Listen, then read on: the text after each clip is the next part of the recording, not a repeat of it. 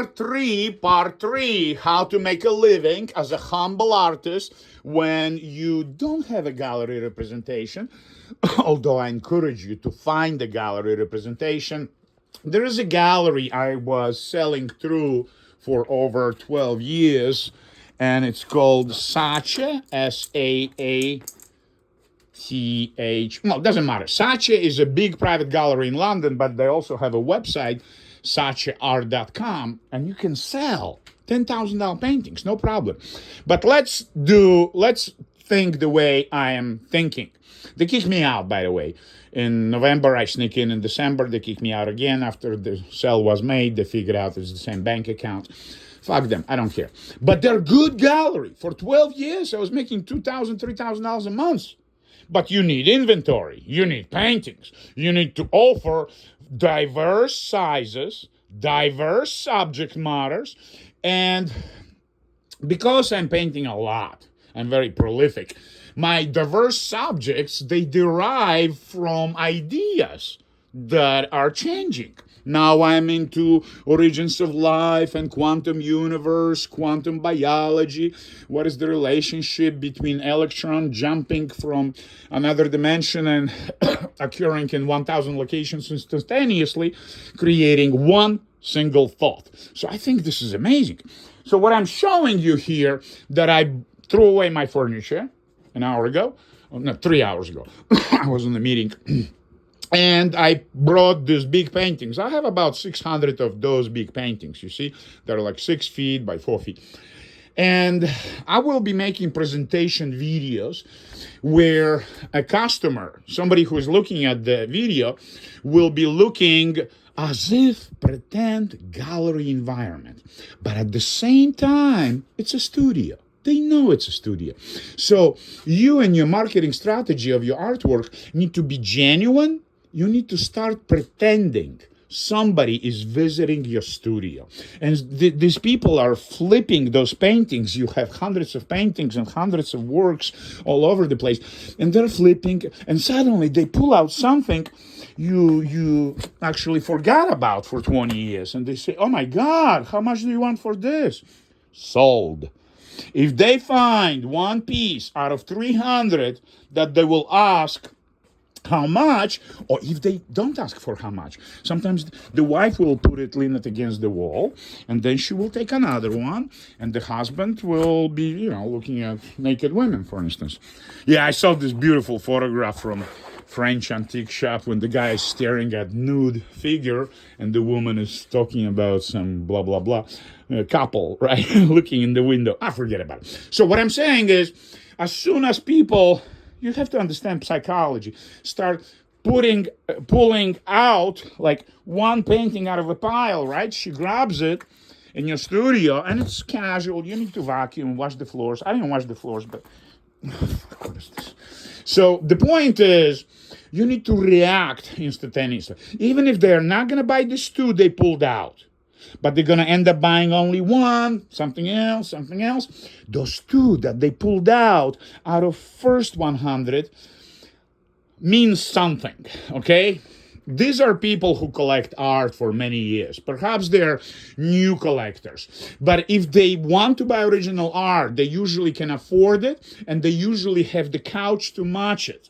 Their couch is not a $600 couch, like mine from the trash. I mean, I inherited it with the apartment. Their couch is $10,000. So of course they're going to spend $3,000 on a painting, maybe even more. If the couch is $20,000, the painting has to be $100,000. Do you understand the logic behind it? So people have an idea of how much money they want to spend coming to your studio. It's open to buy. In fashion merchandising, it's called open to buy. What is the budget? What is the budget they're coming here? So they have this imaginatory number, and you're not going to ask this number. No matter what this number is, your job is to offer 20% more. It's impossible, right? So they're saying, how much is this? And the gallery price is $2,400. So you tell them $2,400. And the wife says, will you take $1,800? You negotiate. Because if they're willing to negotiate, Europeans don't negotiate. Only Americans negotiate. No, Chinese negotiate. Yeah, Chinese and Indian art collector I had. But Muslims don't negotiate. I had Jordan, Africa, South Africa, Afghanistan, Pakistan clients, they don't negotiate. They just think of art as a higher spirit. And they're willing to pay whatever artist is asking, as long as I'm realistic. I'm not asking $1 million. I'm basically asking to cover the hours and education and materials. It's very humble. And you have to keep it very humble. As long as the painting doesn't go to a second market auction. If these people bought it 10 years ago, and the wife divorced, these French people, I think. No, they were Dutch. No, French.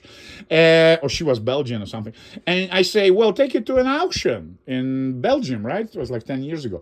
And it was a little work on paper. It was like shit, nothing. This is on canvas, but she bought like $200 work on paper in 97. And in 2007, she is in divorce. I say, it's framed, beautifully framed. She shows me in her house. And I say, take it to local auction, some small stinky auction in Belgium selling antiques and crystals. She did. And it went for 2,000 euros. You understand? So $150 towards 2,000 euros. It work on paper. Work on paper, not even a canvas. That means that this canvas, from that day on, doesn't have to be $2,400 retail from your studio, from the gallery you're supplying. Retail $2,400, it means gallery keeps 50%, you get $1,200. So when we use the term retail in art world, in any industry, in business, we name the end price the user, the consumer of this product will be paying, right? So you can triple your retail price. If a stupid work on paper, $150 shit, like little, half of that size, got sold for 2,000 euros, you can ask $6,000, $8,000 for something you were asking $2,400 yesterday. Do you understand? Those are international art records. Artnet.com. You can go and type in Bogoslowsky and you will see all kinds of shit being sold, and I'm so sorry for it. That 30 years ago, I sold a lot of paintings, okay? I'm good in sales. I built 2 businesses. I sold fucking cars for 6 months, and I did pretty good. I just didn't want to do it. So what I'm trying to tell you, you can do it. You can make a decent living out of the basement your grandma lets you paint for free, okay? The lights, you need a lot of lights. So that's why I pull out the lights from the trash. I mean, some I have to buy, 1,000 watts. But you need 2,000 watts. You need 2,000 watts pointing at anything you're going to be photographing in an artificial light. You understand? In a daylight, beautiful sunny day, it penetrates the colors properly. It brings out the rich color palette, but that's sunlight. If you want to work around the clock, like Andrey Bogoslowsky, especially if you have black and white drawings people want to buy for $350, then it's okay to photograph in artificial light, but you need 200 watts, and this is not a joke. So not to blow the fuses, you might need to change the fuses in your grandma's basement. And find those lamps from the trash. And, well, light bulbs you have to buy. Sorry. But sometimes I find lights with the light bulbs. Like this shit. It's like, $300 feature, isn't it? I pulled it out last week. So what I'm trying to tell you, save as everywhere you go. Don't invest in stupid shit you're going to throw away next year, maybe even sooner. Don't clutter the shit. Well, I'm not going to talk about cluttering. I'm not the right person. I'm more of a fucking patient, psychiatric patient about cluttering. So you're going to witness how Andrey Bogoslowsky is making a living out of his basement. Well, it's not a basement. I live in a fucking trailer by the water, 100 yards from the water, so I have a beautiful backyard, and I walk out right in the park where people come, for vacation. I live where people come to vacation. I live like a fucking billionaire, okay? God loves me. God loves me because I do God's will regardless what. No money to buy food, cigarettes? No problemo. Even better. This is the life you have to be happy with. As little as you got, but at the same time, not ignoring some shitty painting you did 20 years ago. Because you have no rights to throw away God's blessings. God gave you talent. God gave you education. You're capable of creating beauty people pay for. Yes. Well, you have no rights, no moral rights to throw away any little sketch. Okay, that's enough.